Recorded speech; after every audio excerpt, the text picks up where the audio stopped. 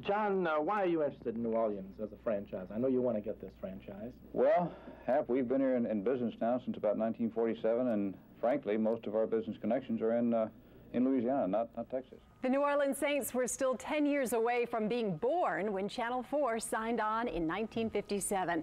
But sports coverage has always been a big part of the Channel 4 story. And two guys who have played a big part in that and lots of other things around the newsroom are joining us now. Mike Haas, who joined the Channel 4 staff in 1989, was sports anchor and reporter and hosted Fourth Down and 4, moving to news in 2001. Had a couple stints as news director. That's right. Cleaning the floors, I painted, I did a little bit of everything. He's done it all. Also with us is our current sports director, Doug Mouton, who joined us in 2006. But grew up watching Channel 4 well before that. And so one of you guys started in sports, then switched to news. I mean, Mike, and the other did the reverse, right? Right. Started in news, went to sports. We're still looking. We're just trying to figure it out. Where do we put these two? We're not sure yet. So. What were the pros and cons? Which one do you like? Where do you fit? For me, it was always family. So sports is a great gig, man. And it's a lot of travel, and it's awesome, but it's football season from training camp from July to January. Then at the time, college basketball, LSU to a very big, college baseball, college World Series, training camp, repeat. So you spent a lot of time on the road. So news was, in a sense, more about staying closer to home and family. And that's what I did, just the opposite. I was in news when my kids were young and I wanted to spend time with them. And then, honestly, once they become teenagers and it's maybe less important to them, then it was a great time to switch back to sports because it's what I love doing. How about the Super Bowl? Oh, come on. Right, and I got a chance to be part of the Channel 4 coverage team. That is literally the greatest memory that I have in this business, and nothing is even in the ballpark of what it was like. And I was in Miami for 14 days, and it was literally incredible. Who that still celebrate inside Dolphin Stadium? You don't even have to cue them. We're going to let you take a look at some action from the two games yesterday in the professional playoffs. The Minnesota, what victories was it? We'll take a look at it. I won't tell you. When I accepted the job, I went back home. Oh, I'm going to move to New Orleans. I'm going to work for this wonderful TV station.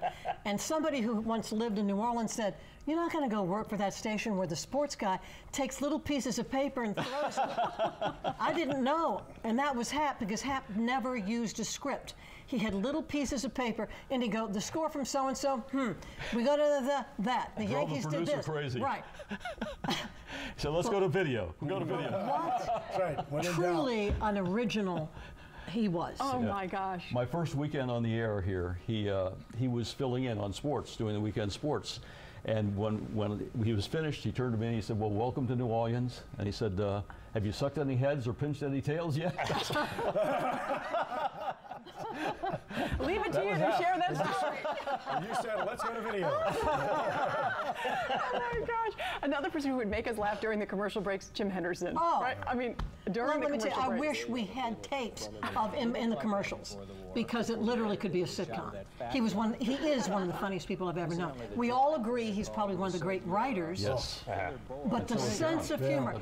Actually, Eric Paulson was being roasted. I went to Jim and said, I need help because I have to introduce. This well of dirty things and funny things came out of Jim Henderson, like you and I would say ABCs. He was so much the not your typical sportscaster when I got here. And here's another thing. Think about how revered Jim is in this market and how long he's been here. They picketed when he started here. Picketed the station because he was replacing Hap. Now look where Jim is. But he was so different. He was an English teacher. And so he went at sports so much different than what was the mode in the 70s and 80s. He made you think. He made you feel emotion in his words. I had a box and a piece of paper. I had him Hendersonisms.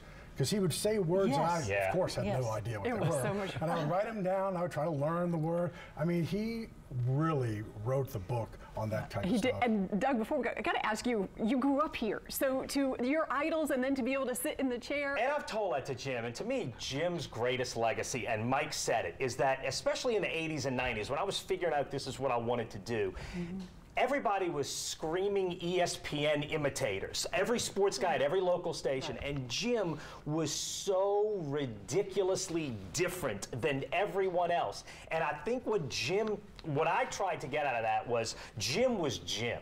And that was the one message that a lot of Channel 4 people, Frank Davis was Frank Davis, Bill Elder was Bill Elder. And the one thing that I got from Jim more than anything, and I've told him this many times, is that he taught me just be you. Jim was not imitating anyone else, and no one could imitate Jim.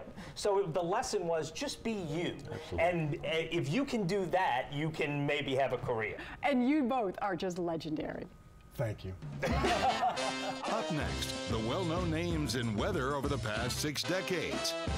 Plus, unveiling a birthday present for the Channel 4 family as we continue our celebration of 60 years.